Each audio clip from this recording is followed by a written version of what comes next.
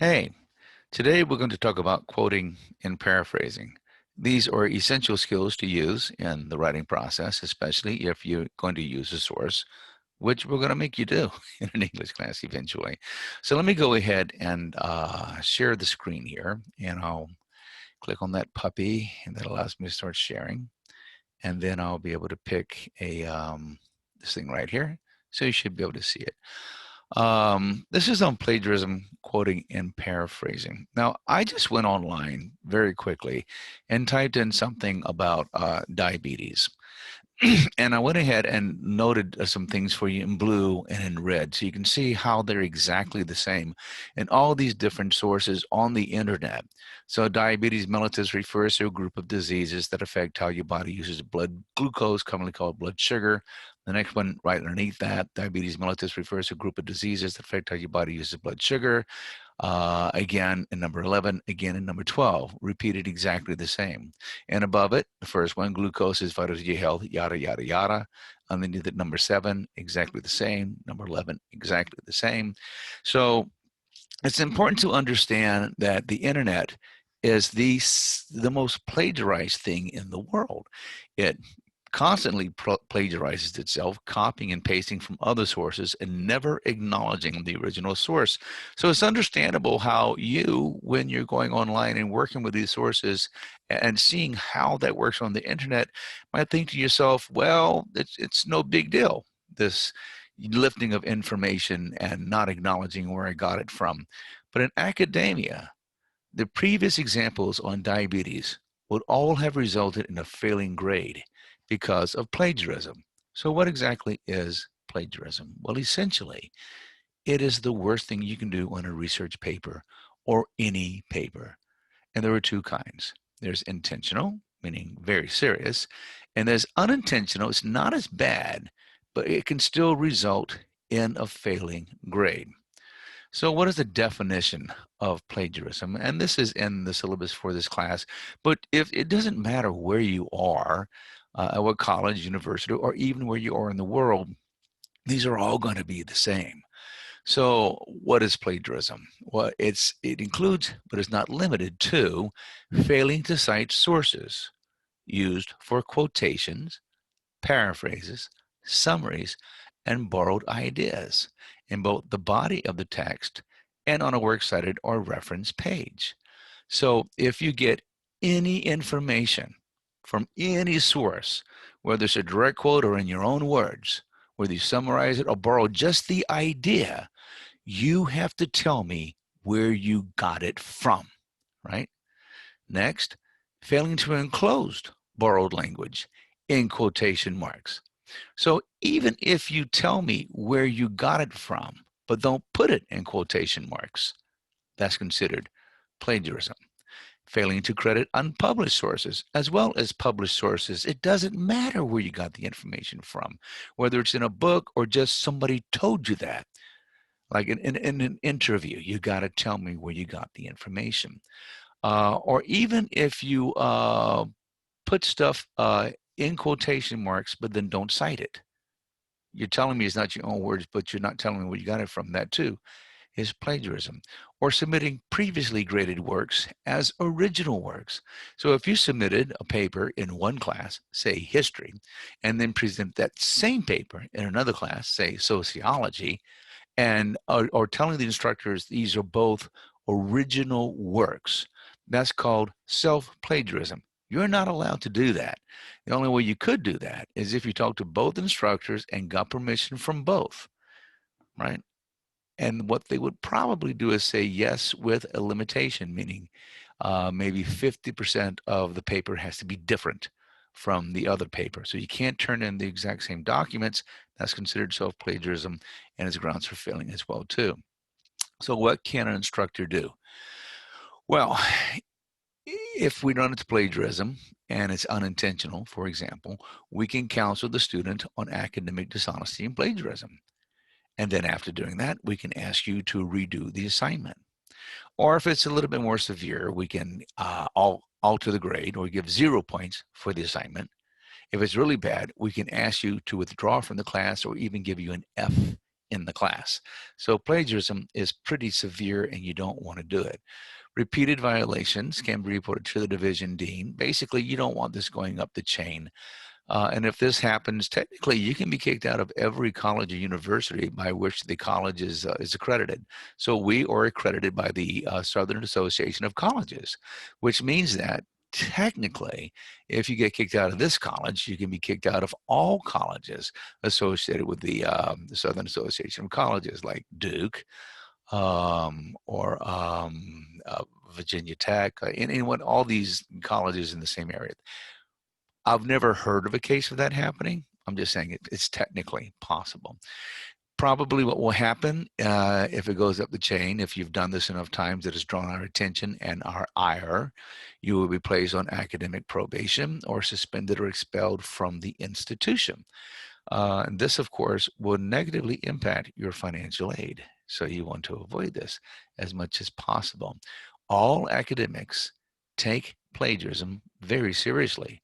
And the purpose of this component is to teach you the difference between plagiarism, accurate quoting, and acceptable paraphrasing.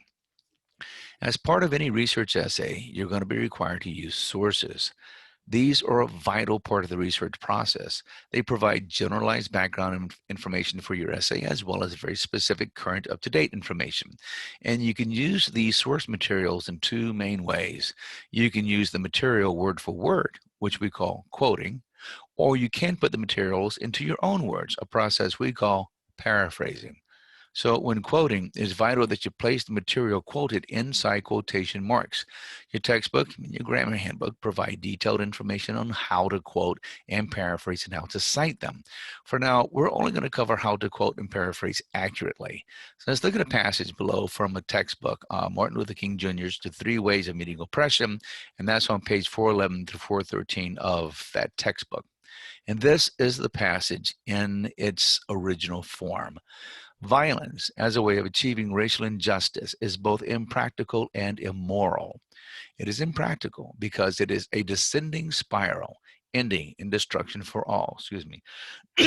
The old law of an eye for an eye leaves everyone blind. It is immoral because it seeks to humiliate the opponent rather than win his understanding. It seeks to annihilate rather than to convert. Violence is immoral because it thrives on hatred rather than love. It destroys community and makes brotherhood impossible. It leaves society in a monologue rather than dialogue. Violence ends by defeating itself. It creates bitterness in the survivors and brutality in the destroyers. A voice echoes through time saying to every potential Peter, put up your sword. History is cluttered with the wreckage of nations that failed to follow this command. Well, this is a pretty powerful passage. And if we wanted to quote it, we would do it in this way. We'd put a quotation marks, opening set of quotation marks right at the beginning, and then right at the end. And then we use something we call parenthetical documentation.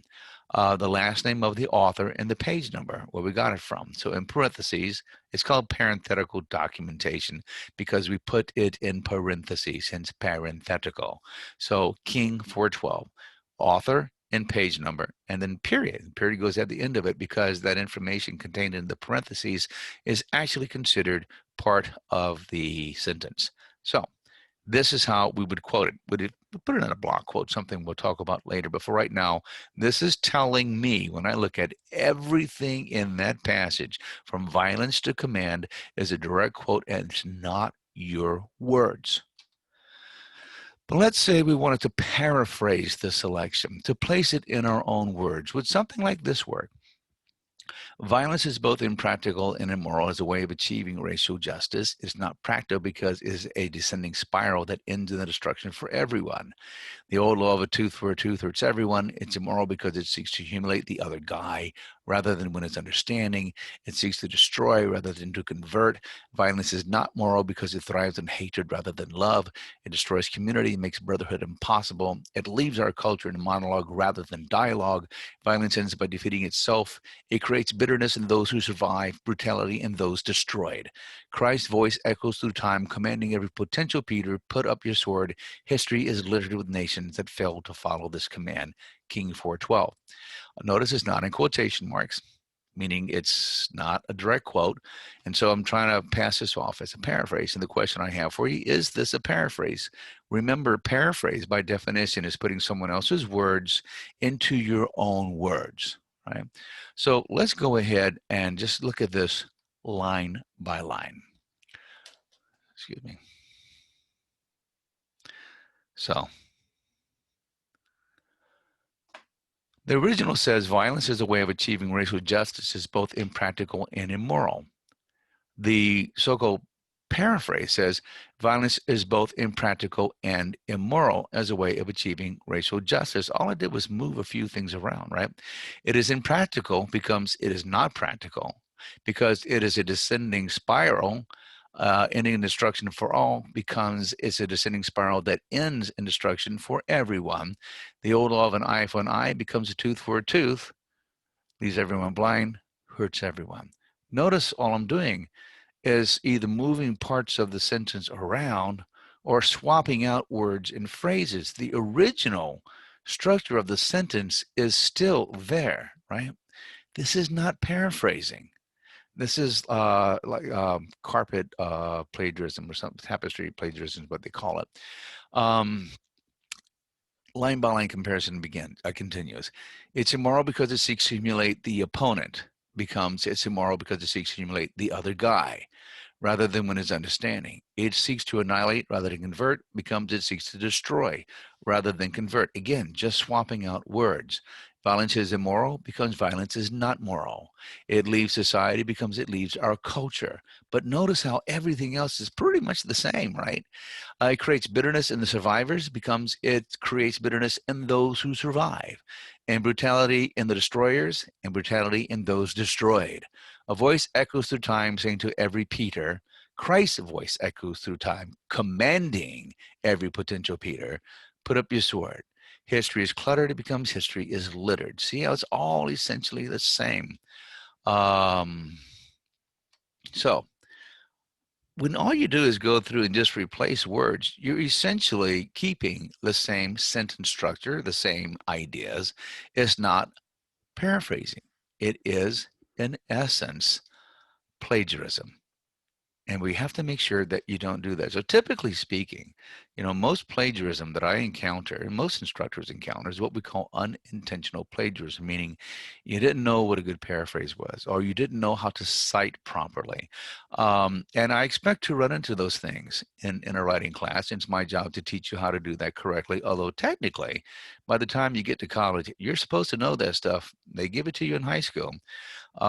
So you only get one really free shot at it in college, and that's at the freshman composition level, where we go over it and we teach you to do it right so that if you move on from that freshman composition class and go to any other class in the university, you should be able to use sources correctly. So how might we give ourselves a good paraphrase? And when I explain this to students, they say, but look, it's my own words. I swap these things out. But no, that's not really paraphrasing. The trick to writing a good paraphrase, frankly, is to take the original and then read it, right? Look at it, and then set it down. And without looking at it, in your own words, try to restate what the passage said. So this would be an acceptable paraphrase. King argues against violence because it is bad for both the person doing the violence and the person receiving it. He argues that it is impractical on the grounds that it destroys the individual and society. In the same manner, he argues it is immoral on the grounds that violence has its roots in hate, which is ultimately destructive. King 4:12. Note two things here. First, this passage reiterates the gist of the paragraph, the original, while still being substantially different from the original, both in structure and syntax. And two, I still need to give the author's last name and page number because I'm using a source. And whether it's a paraphrase or a quote, I have to cite it. I must say where I got it from. So remember, when you're trying to do a paraphrase, take the original, set it aside, and don't look at it. A technique you can use is try to explain it to somebody else in your own words. Get a friend, a family member, and say, hey, I'm going to try to explain this to you in my own words and tell me if this makes sense. And if it doesn't make sense, you have to revise it a little bit. because that's really all you're doing. You're restating something in your own words so that you show that you're synthesizing the information. Now, if you have done work for which you have received a grade, you may not resubmit that work for any other class. This is called self-plagiarism. All work submitted must be original, and we talked about this before. Collusion. This is another problem we have sometimes academically in terms of cheating. It's not plagiarism, but it's a secret agreement or cooperation, especially for an illegal or deceitful purpose. So if you get together and work with other people on your homework or class assignments, and the instructor has not given you permission to do so, that is what we call collusion. And this will oftentimes result in many of the same answers and projects being turned in. And collusion, unfortunately, it leads to plagiarism, which leads to failing grades. And we don't want that to happen. Okay, so Donald Trump says collusion is not a crime. And maybe it's not. It's not a legal term. But the truth of the matter is that you're not supposed to do any form of collusion. It's considered cheating in academia. And where do we see collusion? Typically in homework when people get together and do stuff. So if you have any questions, if you have a doubt in your mind, am I doing this correctly? Is this a good paraphrase, or is this too close to the original source and therefore plagiarism? Is this collusion? Is this, am I citing this stuff correctly? The thing you need to do is simply ask your instructor. We're not going to set you up for failure, right? Our job is to make sure you learn enough so you get out of this class and go into the next class and be successful. That's what we're trying to do. So if you have any questions, be sure to ask your instructor. I cannot emphasize this enough. So many people have problems with their work, but they are too timid or afraid or sometimes just flat out lazy to talk to the instructor and say, hey, I have a problem with this. What do you suggest? Make sure you talk to me or any instructor you have if you have a problem with this, and we will set you straight and we will make sure we give you the right information. All right, so that concludes our lecture on paraphrasing and quoting. Let me go ahead and stop sharing the screen here. All right, and that's the end of this. I'm going to go ahead and let's see. I'm going to stop the recording about right here. Anyway, take care.